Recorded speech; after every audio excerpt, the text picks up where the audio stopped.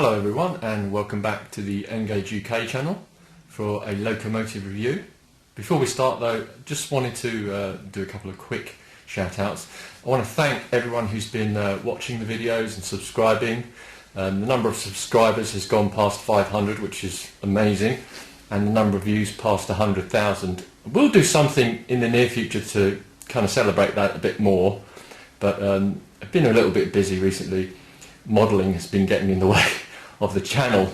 Some of you may have seen a couple of clips on other YouTube users' pages. I'm involved in a new Engage layout which is being built by the Model Railway Club, so that's been taking up a lot of my time, which is why there have been fewer videos than I'd like to have uploaded in the last few weeks, because we've got a bit of a deadline on that. But we'll soldier on anyway with a review today, and I want to thank my friend Mark, who has the YouTube user name Foxcell. You might have seen his channel. If not, here is a link. There is a link to his channel. You can click on that to see lots of real-life railway videos, as well as a few reviews and other bits and pieces. So thanks to Mark for loaning me this. What we're going to review today is a Graham Farish by Bachmann. It's a Black 5, classic LMS locomotive, but this time in the early BR crest, or early emblem in BR Black. And this is the very newest model or version of this locomotive that Farish do. The blue ribboned 6-pin DCC ready version. It's number 372136 with the running number 45216 and in BR lined black with the early emblem. This is also available in LMS Black and in BR with the late crest. Here, first of all, is a list of the special features of this locomotive.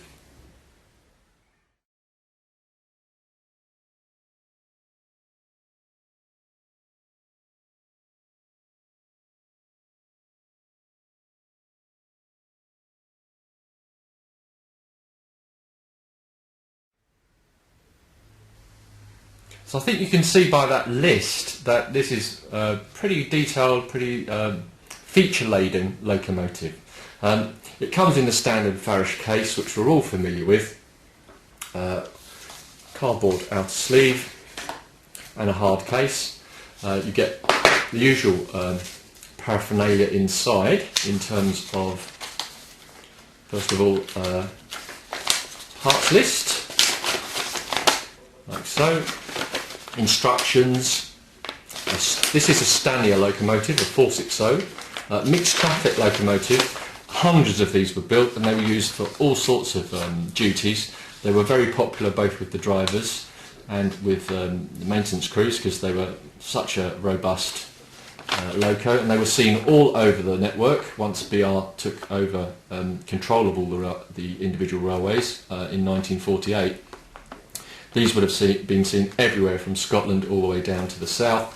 They were a real workhorse, and the BR Standard 5 was kind of based on this LMS idea of locomotive design. So as I say, you get the parts list, you get a bit of detail about the detailing parts. It tells you how to fit the cylinder valve guides and drain cocks here. Fitting the DCC decoder and how to remove the tender body, because that's where it goes, and then some other details there. You also get the standard Graham Farish Black customer guarantee, how to care for your locomotive. Don't see a little insert for the Collectors Club, so maybe that's gone missing, but that's your paraphernalia. Take the top off so we can have a little bit of a closer look at the actual locomotive. You get this piece of protective plastic as usual. And let's start by having a quick look at the detailing parts here. You may have seen, if you've been a long time subscriber to the channel, that I have reviewed a Black 5 before in a set. It's called the Granite City Express set. It's the version of the Black 5 that Farish did before this version. They've done several versions over the years, right from their original pool days. when Bachmann took over the Farish name and moved production to China, they carried on producing it. That version that I showed before is a modern Bachmann version, but it's the pre-DCC ready version. So this is a later version. The version I showed before, as I said, came in a set with coaches. It was also early crest, though a different running number. But where this is closer to some of the other locomotives I've reviewed in the past, it's got some similar things to the both the Jubilee and the Royal Scot that I've reviewed, because of the extras you get and some other details. So you get a whole bag there. Let's see if we can zoom, focus on that. Will it focus? Yeah, just slight difficulty focusing because some of the parts are so small there. But you've got glazing, you've got dummy hook couplers, drop couplers, what look like footsteps, all sorts of bits in that bag to be fitted. And in here, this is where it becomes very interesting, and similar to the Jubilee. You've got a scale front bogie, so the one fitted to the locomotive in the box, the wheels are actually slightly smaller than they should be for true scale. That's to enable it to go around tighter radius curves. They recommend 15-inch radius curves if you want to fit the actual scale front bogie, which I think you can just about see in the bag there.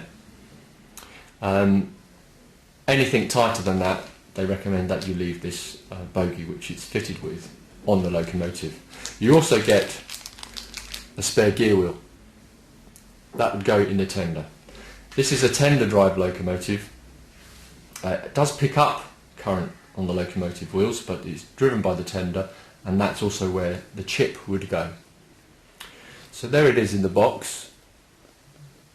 Just looking at it there, it's a really detailed locomotive. You can see that the front bogie looks a little bit small for scale, but yeah, really nice. But to get a closer look at it, I'm going to get it out and put it on the stand. Just a quick note of caution, when removing it to get it out, to run it for the first time, just be aware of these packing pieces.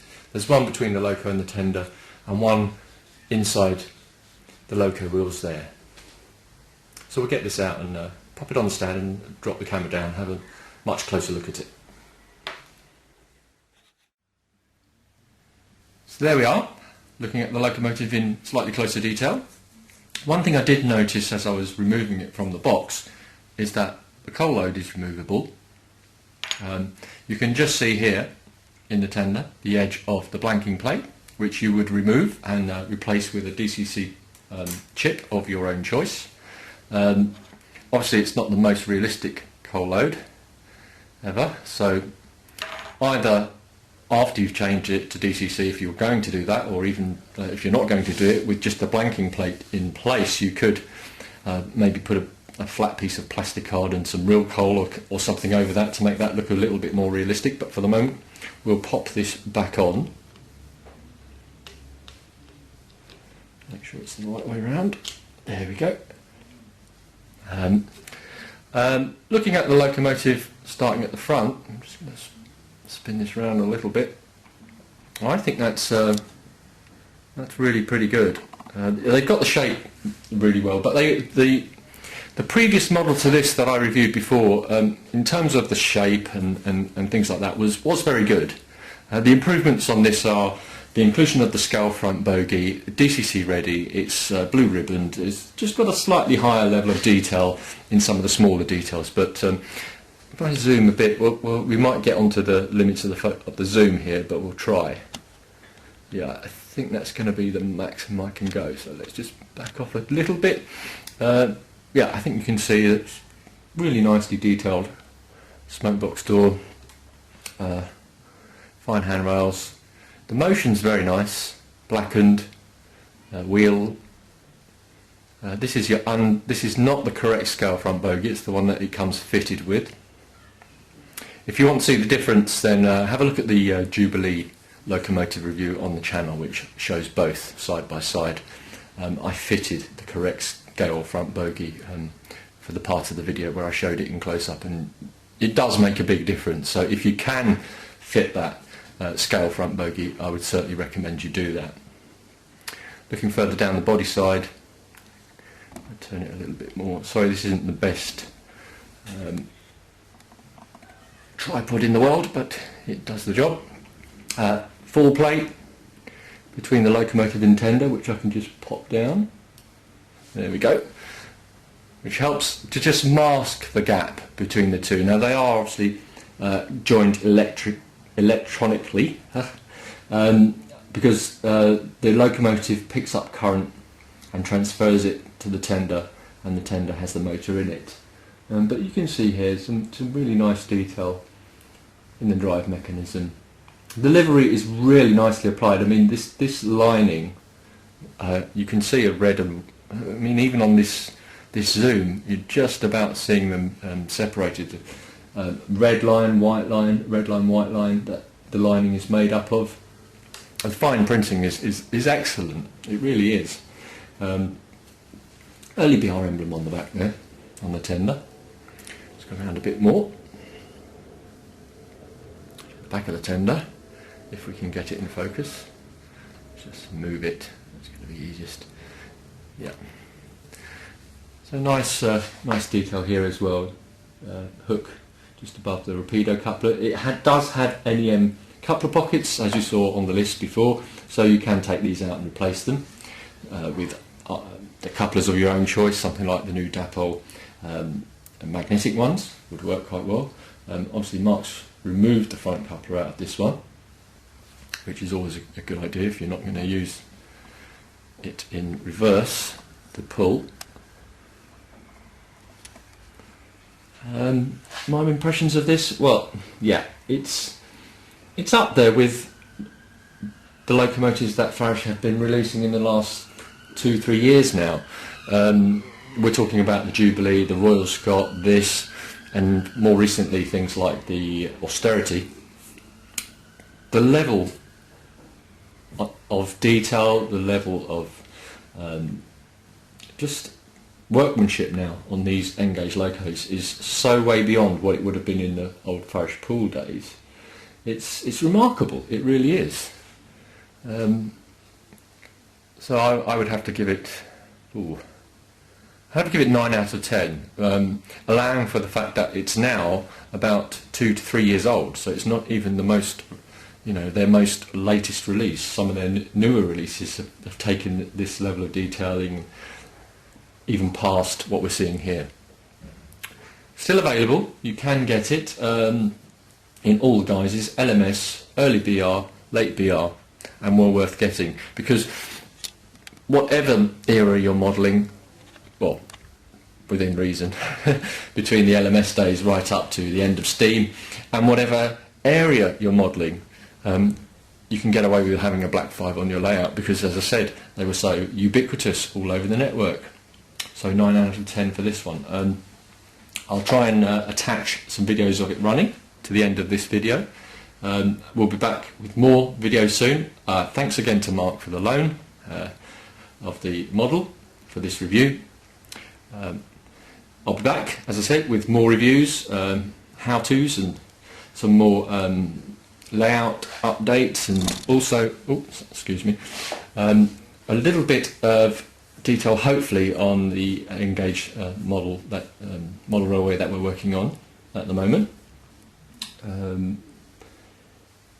It's going to be debuting, not in a finished state, but in the state that we've got it to, at Alexandra Palace. So if you're coming along to Alexandra Palace, do come in and say hello to us. We'll be right by the front door as you walk in.